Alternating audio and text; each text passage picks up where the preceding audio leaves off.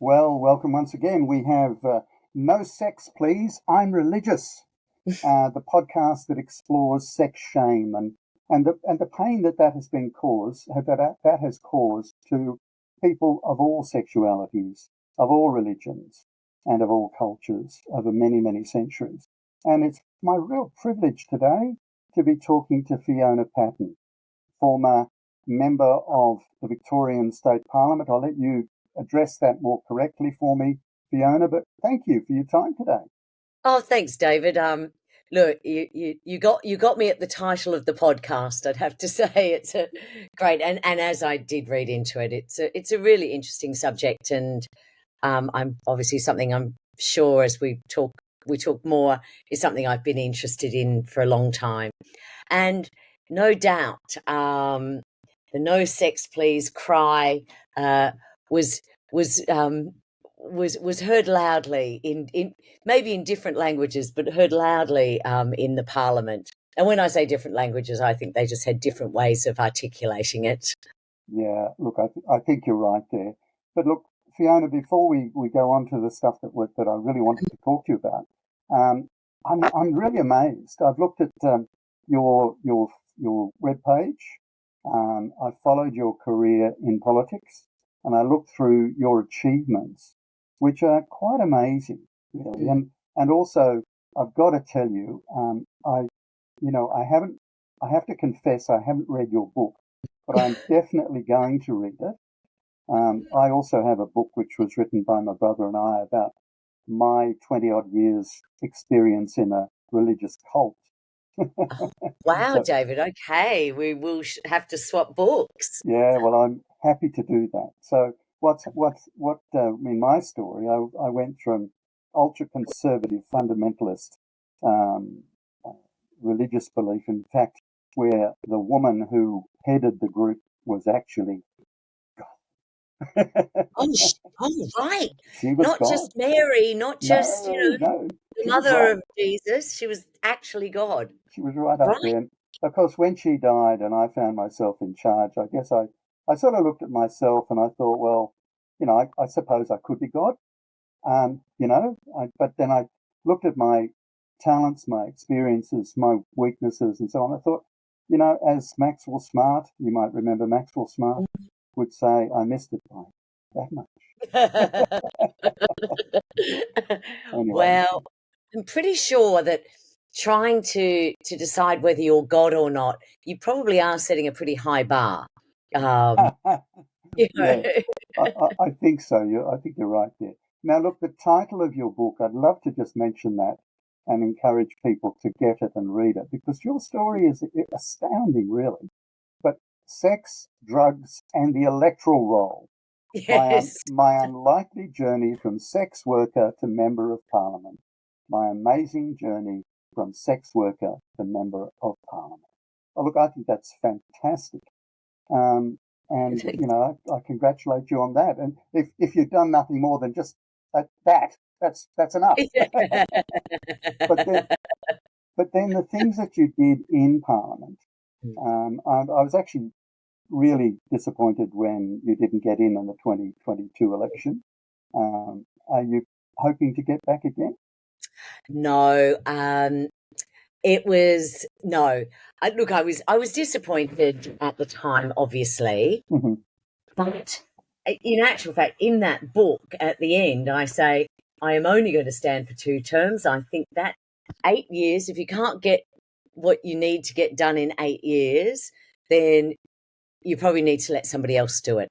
And I was really committed to that, but COVID really made that transition, made finding somebody else to fill that position. Yes. Um, yeah, it just that transition we just lost that ability during COVID. So yes, I put my hand up again to run. But no, I think I had a really amazing time in that 8 years. I'm here to support anybody else who wants to get elected, but I think my time on those red velvet seats has passed. Look, I think it is. People don't realize. Excuse me. People don't realize how difficult that Mm, role is. yeah. And I think being either the head of a small party such as yours, or being, an independent, Mm. you do so much work yourself. You have a small team of people helping you, but you must. Did you get any sleep? I not a lot, but I thrived on that. Like I absolutely loved every second of it, Okay. and still running up those stairs. Even after 7 or 8 years of running up those front stairs of Parliament, I would still get a real tingle, going, "Oh my gosh, this Yeah. is my office. This is Yeah. amazing," and. And I was the type of person, I probably still am, who would go to the opening of an envelope. So even though I had an electorate of 500,000 people, and just incredibly diverse from Melbourne Yes. CBD right to the outer areas of Yeah. outer Greater Melbourne.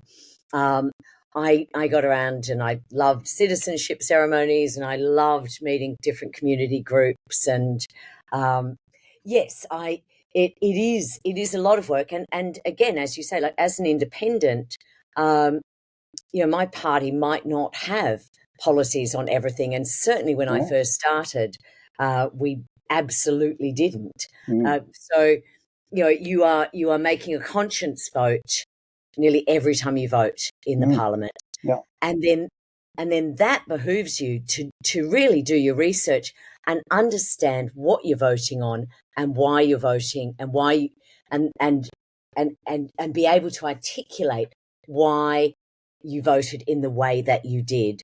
Yes. So, in my first few weeks, I was learning a whole bunch about, selling the Port of Melbourne, which, there wasn't much in my past that actually prepared me for something like that. Of course, it wouldn't have, but you actually did a fantastic job. To be really honest, in my view. Did you by any chance ever read the book by Simone Veil? I don't know if I'm pronouncing it correctly, which was published. I don't know when it was. It was written called on the abolition of political parties, and it Mm, was written. I presume I'm trying to find when it was first published, but we're talking middle of last century. mm, Um, and of course, all of that is about, and I've become a great supporter of independence and small mm, parties because mm. you know you go in with all kinds of um, beliefs about wanting to change the world for the better, and then you've got a party system that's there That's to right. restrict you Yeah. if whatever. And and people, political parties are relatively new Mm, in yeah. our democratic history. Um, I mean, uh, uh, Simone sounds very Roman, and that and certainly that when we look at particularly upper houses, senates, and upper houses in most of our Westminster systems, including Victoria, um, the people in those houses were never from political parties; they were nearly always independents. That's right. Um, Yes. and in Yes. fact, Tasmania kind of holds on to that. Um, I think a good majority of their upper house members are ostensibly independents. Many of them have come from a party, but I think there's a lot of merit to it, and it was really the reason I didn't join one of those major parties is because of um, the corrupting nature is probably too harsh a word. Uh, Not always though, No. No. but No.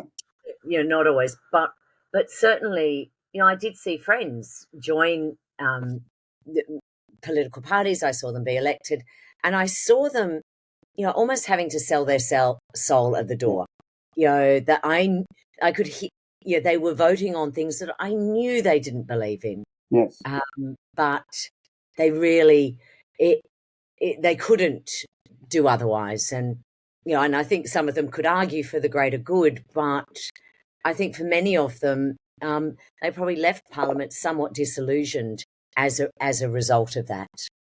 Yeah, I think that's probably the case. And I also note that, some, not all, and I won't quote any, but some of the former politicians who you may have disliked in politics suddenly become quite human afterwards. Yes. You haven't changed, Fiona. I have to add that. No, in fact, I haven't changed. And weirdly, I think I still think in some ways, just that lifestyle of always having something to do on the weekend, always having events to go to, always having things going on. I haven't quite worked that out of my system, but I didn't.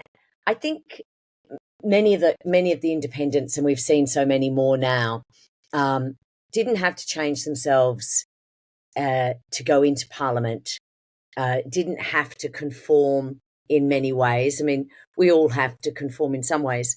But then even ones that I fiercely disagreed with, someone like Senator Brian Harradine, which if your listeners haven't heard of him, Google him and you'll understand why we were fierce opponents on just about everything. I think Brian Harradine and I would be also on similar grounds. I think he's on the other side of sex shame to where I want to be. Oh, entirely. He is no longer alive today, but he didn't change. When he was one of those people that did not conform. I mean, he is a religious man, so wherever he thought he was going, I suspect he would have been very worried, because I think sometimes he did compromise in ways that he compromised his conscience, which I have to say, it's nice to come out of this and not feel like I did that. No, absolutely. That's great. Just one thing now, just a couple of times you put your hands down on your computer or your laptop and it's made a big noise. So sorry. No, that's all right. I think this will probably eliminate it, but just we'll be careful. So Fiona, I'd love to ask you firstly, before we move on to the stuff that relates to my podcast in particular, give me 3 things that you are most proud of in your time as a member of Parliament in Victoria. Yeah. Look, it's probably a hard thing, is it? It's funny. It is a hard thing, but it's I'd have to say getting the supervised injecting room up is one of them, because of the immediate and very real impact that had on people's lives. Absolutely. And equally voluntary assisted dying. Yeah, I agree with you on that too. And those are probably 2 things that I still get people contacting me most weeks about. One of the others that I'm really proud that we got through was spent convictions legislation. Yes. So this was meaning that people with historical convictions didn't have to live with them forever. They were not a life sentence. And in today's world, where pretty much any job you go for, whether it's a job at McDonald's or a job picking apples, you're required to undertake a police check. Yes. And these historical convictions were having such an impact on people, and particularly our Indigenous brothers and sisters. Yeah. So that changing that legislation really has affected an enormous number of people, and will go on to affect an enormous number of people. And I think that was it was something that should have been done in the 1990s when every other state in Australia did it. And Victoria had just been a laggard. And for those 3 were such impactful bits of legislation, but so, safe access zones around abortion clinics, Absolutely. decriminalising sex work. Yeah. It is, I think that the personal nature and the personal impact that those three have is important. Absolutely. And look, so thank you very much for sharing that, and thank you for the work that you undertook in each of those areas, because I could address each of them as being vitally important from my own perspective. Now, this podcast, as you know, no sex, please. I'm religious. Yes. I came up with that title because I started a charity with some friends called Humanity in Need, Rainbow Refugees. For me it was new, for some of the others it wasn't.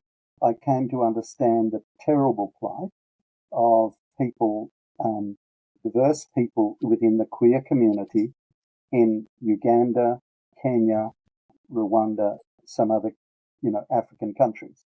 And life is just terrible there. And a lot of this has come about because of conservative preaching and missionaries who went to those countries and with their Bibles in hand, and their interpretation of what the Bible was saying was that, same-sex attraction was wrong, any transgender issues were wrong, whatever, And we now have a situation where we have black African leaders and preachers who will quote this, and they say, "Oh, it's the West that is bringing this evil of the LGBTIQ community to us," whereas in history, most tribes were accepting of people of difference, and in some cases, it was the West that introduced the notion of discrimination, the notion of otherness for the diversity of the population. I mean, we were the one. It was shame was brought with the religion, with the Western religion. It wasn't there with their traditional beliefs. No, absolutely, and you go back to the work you did in having sex work legalised, respected, and so on. I mean, in the same year I started the charity, I also started my disability business. I've been working in disability with other organisations since 2012. And I say to my Christian friends that if you want your theology to be changed for good, you work with people with disabilities. And I would say to people who believe they have high morals or just want to be good citizens, again, work with people with disabilities, and you will soon come to understand, that a lot of the hard and fast rules that society loves to create just don't work.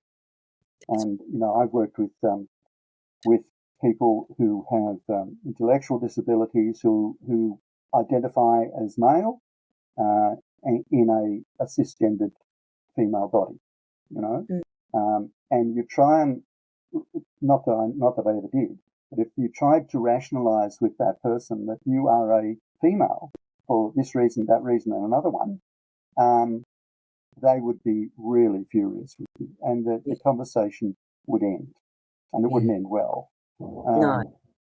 The other thing is that you have issues with people who are in mature bodies, but their mentality is a child.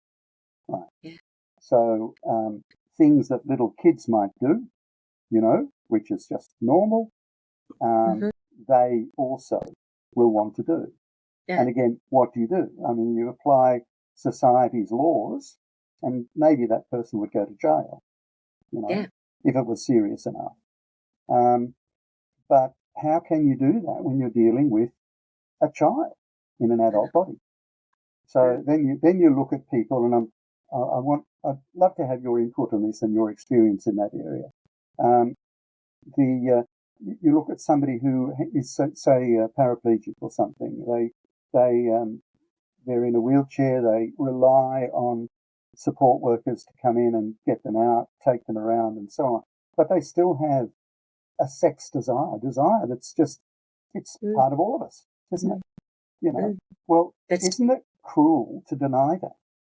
Oh, it is crazy cruel, and certainly I have actually. There's a chapter in the whole book in the book called Janice, and this was my experience with a woman with cerebral palsy, and her and I were born. We were almost exactly the same age. We're born days apart. Her father was in the Navy. My father was in the Navy. Wow. We traveled to North America. You know, we traveled as children. We had such similar lives. Yes. Yet she was born with cerebral palsy and I wasn't. Yes, yes. And so we met when we were both in our 20s, and I was working for a sex worker rights organisation. Yes. And I was contacted by a counsellor at family planning saying, listen, can you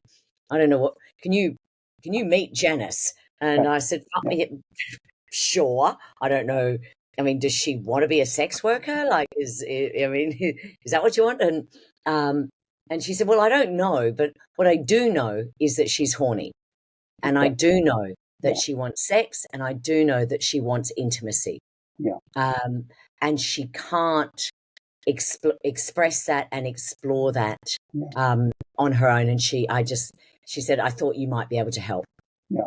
Okay. So we then became firm friends, and to this day. But I, I introduced her to brothels, and found sex workers for her. We tried to.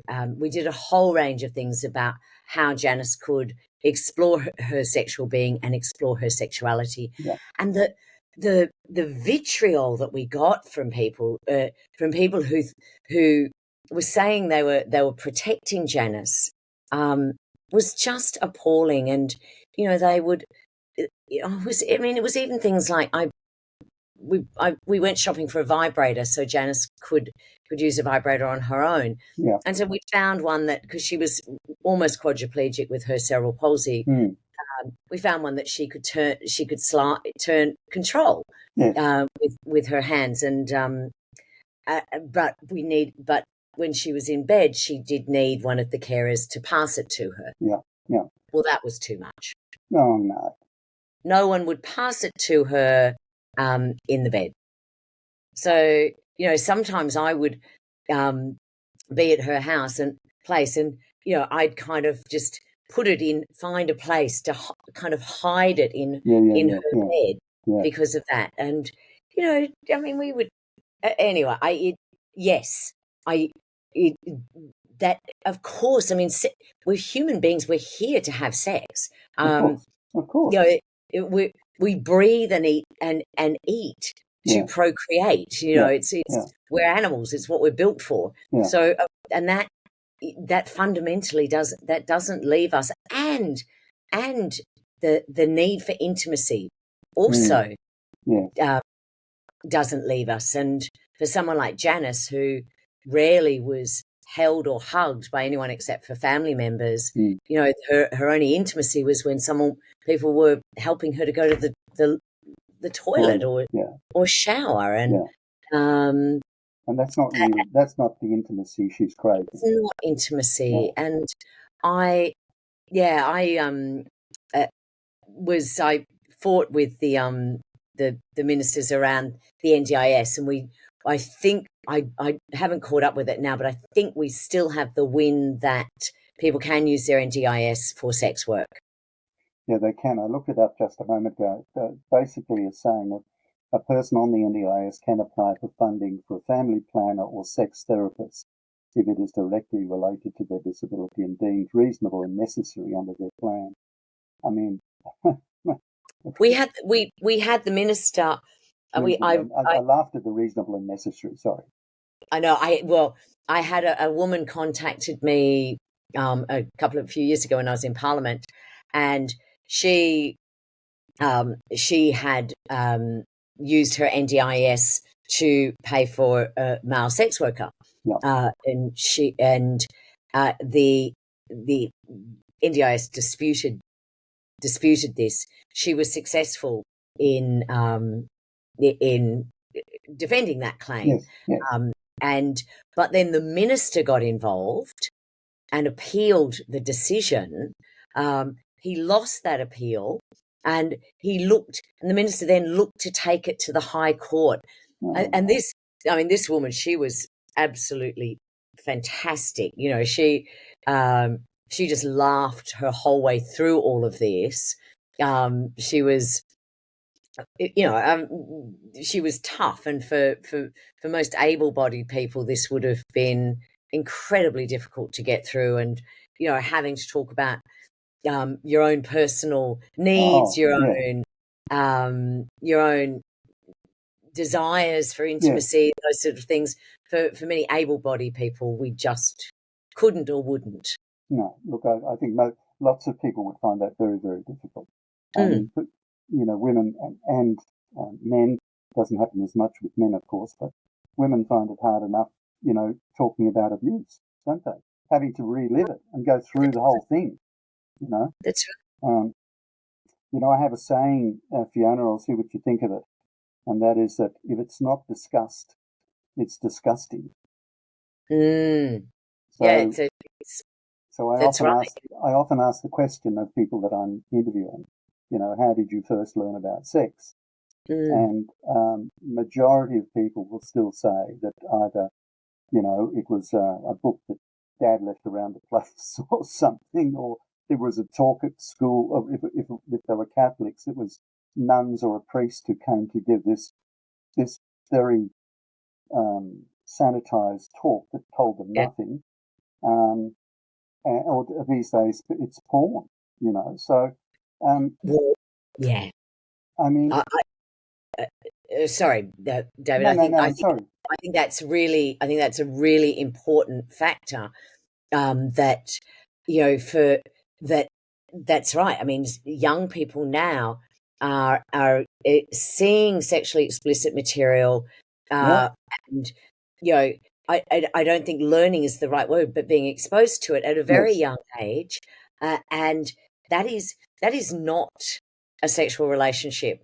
That is fantasy. That is very often acrobatics. Don't try this at home for a lot of what you might see on those videos. And we have long talked about the fact that we need sex and relationship education in our schools from kindergarten to year 12, and seriously, it should go into our university curriculums, and it just should be part of our adult learning as well, because as we get older, as relationships change, as our bodies change, we still need to be able to talk about this most fundamental part of our lives.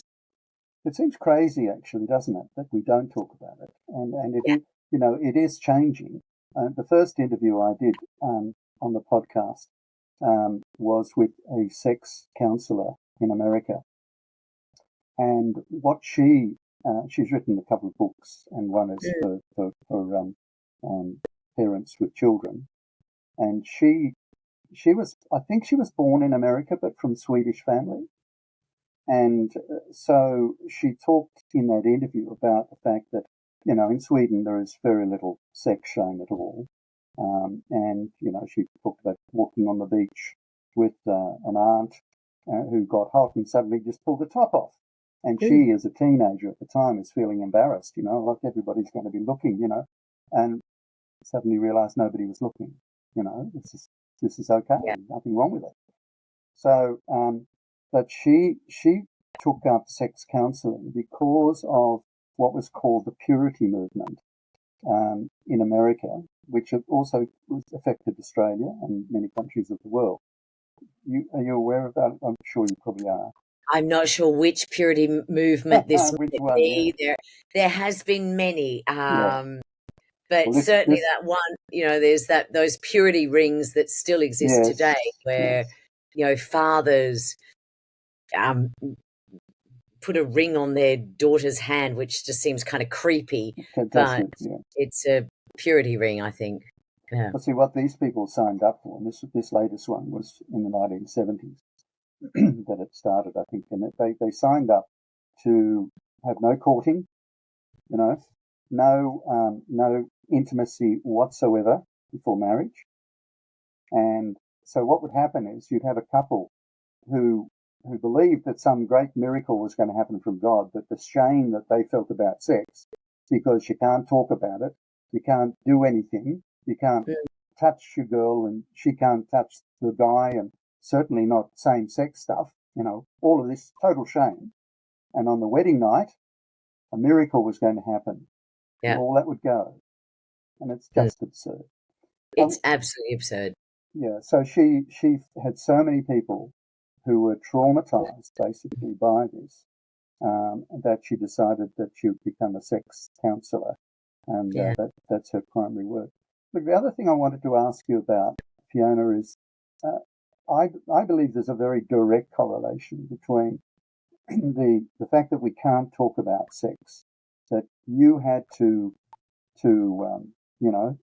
go through probably a very difficult campaign to get sex work legalised, and protections for people in the industry. That the connection to mental health. So you have, let's say, the woman you mentioned before. I'm sorry, I can't remember her name. Janice. Yeah. Okay.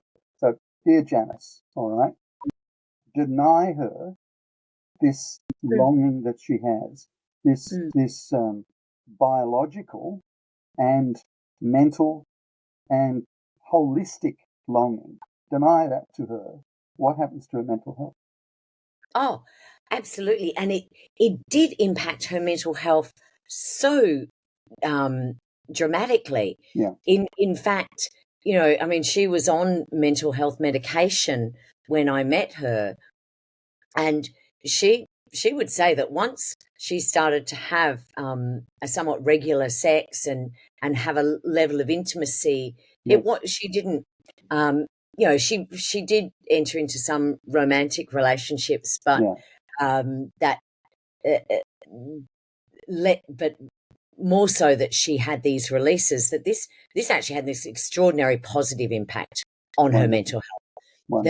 The shame so desperately negatively impacted her, but she actually had she would talk about it. She'd say, look, I don't even need the medication. I feel like I don't need the medication that I'm on, and it gives me that. She said, because she just hadn't had it, she was saying orgasms gave her this sense of well-being, and it would last, and it would last for days.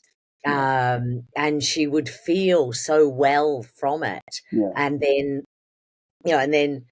she'd start to kind of fall back into the normal, and the fact that everyone was trying to protect her from herself and trying to protect her from pleasure, and it and that really depressed her and brought her down. But certainly when you talk to sex workers where they have to live such double lives, so they're really proud of their work and proud, and they have no shame in what they do, and they have good relationships with clients, and they earn excellent money for the work that they do, and this means that we can afford to pay for school fees or buy houses and cars and things, and yet they still had to lie about what they were doing. And that double life was really difficult. Yeah, absolutely. And really impacted people's health. Yeah, look, I get it. And let me tell you a story that I think you'll love. A good friend of mine who is also a disability worker. Janice is, same age as you, almost. In this case, my worker is exactly the same age as me by the birthday, except wow. I'm 10 years older, so he's. Okay. I checked on you; he's close to you. Anyway, he told me, and I did feature him in one of these podcasts. When he was a teenager, he got work. Now, some teenagers get work, as my kids did, and one of the fast food outlets or Mm. one of the big supermarkets, all that normal stuff. Yeah. But he found another normal outlet through a friend of the family, and I don't think his parents knew, but he was actually working in brothel, and and his job was, like menial stuff, doing tidying Yeah. up and all that sort of thing, whatever, and he said he was treated so well. He's probably 15 or 16 or something. Now, some people, not necessarily the people who would listen to this podcast, but some would say that would stuff him up for life. I mean, that's disgraceful. Who would ever think of letting a young man do that sort of work, Well, it didn't. And as I spoke to him just this afternoon, as I said that I was going to be talking to you, and he's very keen to watch the interview, he said to me, look, he has great respect for sex workers. He knows there's such a need, and it's just absurd that we have shame where we shouldn't have shame. Oh, that's exactly right. And I think, naming our party the Sex Party, and then, somewhat reluctantly changing that name. Yeah. But naming it the Sex Party, I mean, look, it was cheeky. We knew it would get media. We knew we would get noticed on the ballot. There was all of those reasons for doing it. But it was, it was remarkable how the visceral impact of that word on people. Yeah. And, I had one man say to me, I couldn't vote because of you. He said, I went to go and vote, but there were all you people with sex on your T-shirt, and I couldn't vote because I had my child with me, and I couldn't go to the polling booth because of, he would have asked questions and I would have had to answer him. And I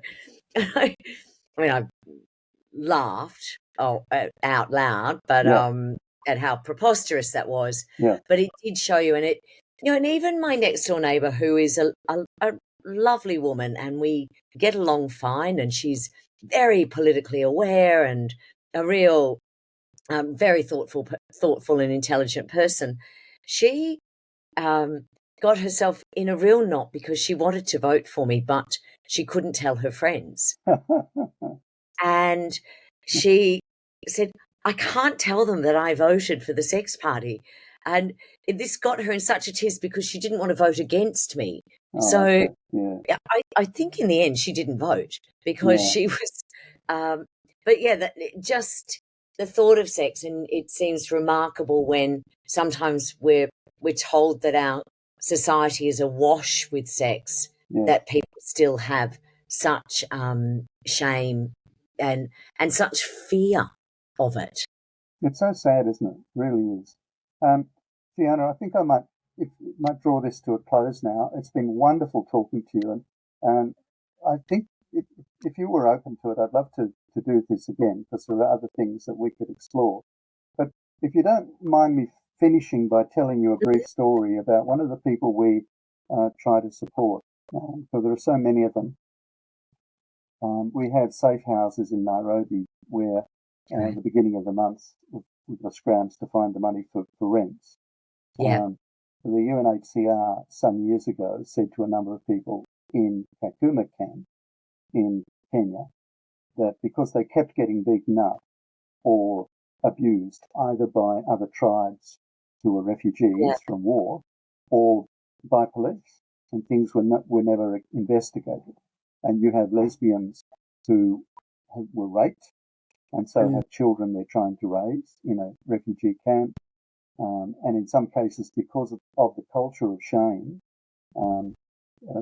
homosexual men, gay men, will form a relationship with a girl just to make sure things are okay. So they end up being parents of children.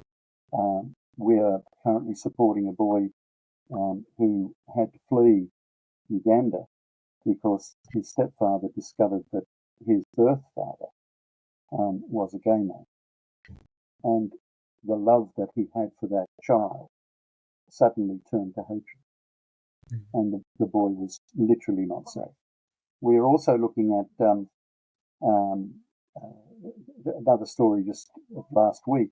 One of the safe houses, I was called, and they said that there was a trans woman there, and he sent me a photograph, and she was working in a restaurant, and quite a gorgeous looking person, taken by a group of men, beaten, stripped, and ended up with a broken leg.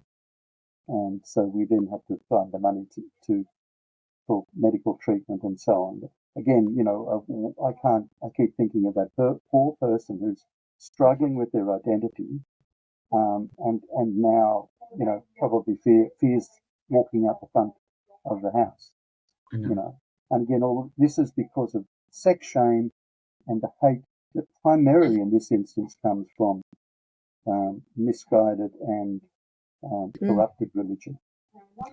I think, David, it's they are such incredibly tragic stories, and thanks for sharing them. I had the pleasure of spending time with a Kenyan MP earlier this year. Yes. And I hosted her in Melbourne as part of the International Harm Reduction Conference.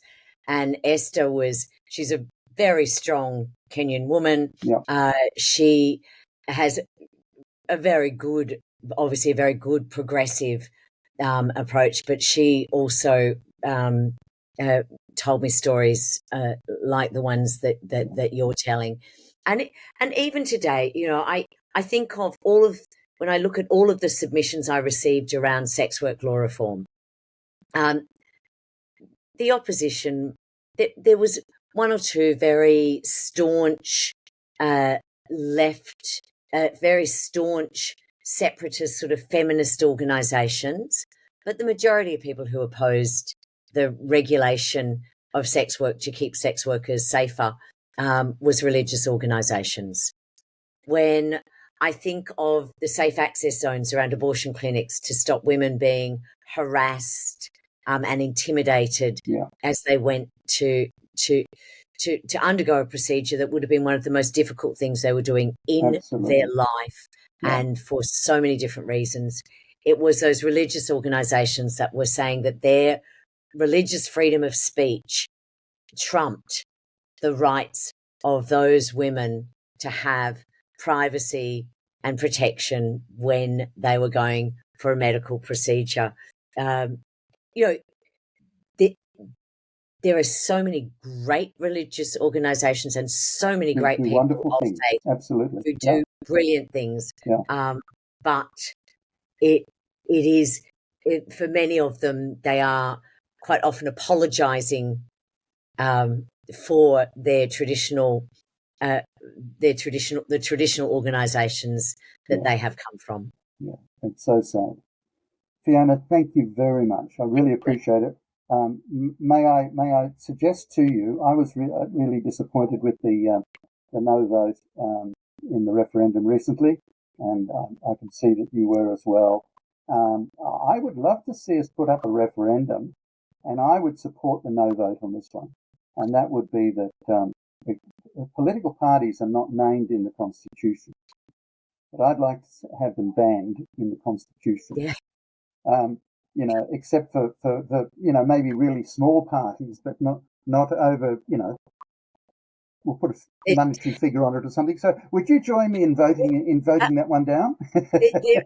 David, there is work to do in this area. I absolutely agree. And I think for communities are now realising the extraordinary representation they receive when they have an independent. Absolutely. So whether it's Zoe Daniels or Andrew Wilkie or Helen Haynes. So many. There's so many, and they really show what true community representation means. So, I think there is work to be done in this area, and certainly we're starting to see that communities are voting away from those major parties, and I don't think that's going to stop, and long may that continue. I agree fully. Well, to finish the podcast, thank you very much, Fiona. Really appreciate you being with us today. What an amazing lady you are. And Thanks, David. if anybody is touched by what we've talked about today and would like to support some of these lovely people in Africa whose lives are just so terrible, we have our $10 a month campaign. And if you look around the screen around my head, you can't see it at the moment, Fiona, but I promise it'll be there.